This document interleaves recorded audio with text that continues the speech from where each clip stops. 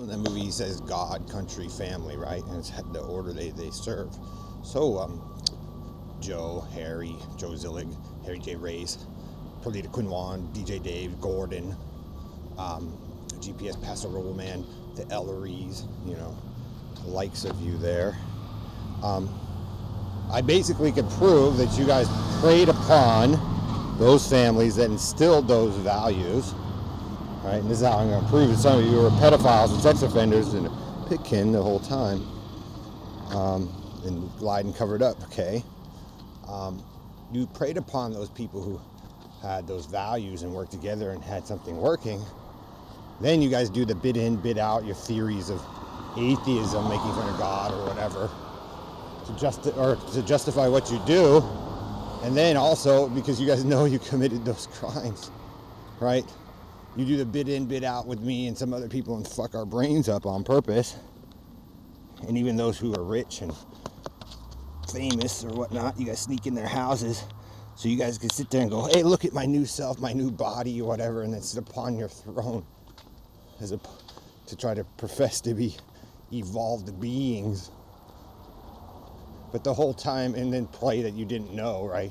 So you committed those crimes and you go, well, there's an exception. But then you sit there on your thrones on top of people doing that shit over and over and over again. And this is why nothing really gets done, because there's only a select few of you that keep doing it to continue on your legacy of immortality. Right?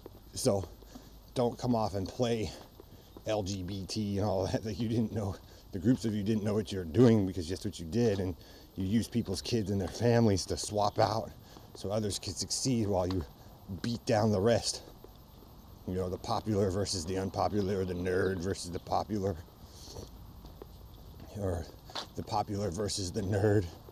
And so Harry and them drum up some big story to make themselves look like victims with Ellery and Joe Zillig, when really they were the ones persecuting the crime. Because see, you guys were the ones that got to go on your back hillbilly farm and shit, and you know, rape and do all that shit, and then justify it because you were great American soldiers, and you know, people questioned your authority. And you may have been, but the thing is, look at all that data and stuff that I put together multiple times in Colorado, and you guys continuously destroy it. And then you run off to other nations and teach people all this crap with how great you supposedly are and how you figured everything out. But look at the cities you guys left behind that you did this shit to.